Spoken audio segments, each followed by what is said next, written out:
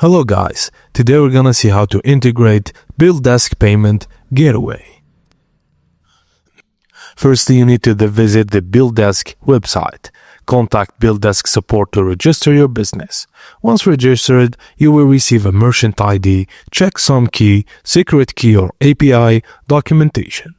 Ensure you have a server environment and install the necessary libraries to handle HTTP requests like CURL for PHP and use SSL for secure transactions. Now request URL for payment provided by Billdesk and select parameter of transactions.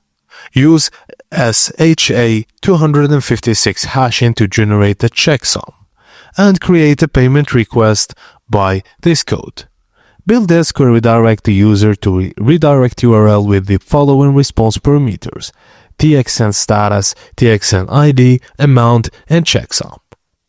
Billdesk provides a testing environment. Use sandbox credentials provided during the registration and test different scenarios like successful payment, failed payment, and checksum mismatch. Replace the sandbox credentials with production credentials and update the API endpoint if necessary. Conduct a few live transactions to ensure everything works. And all you have to do now is go live and monitor. And that's it guys. Thank you for watching and please don't forget to like and subscribe for more.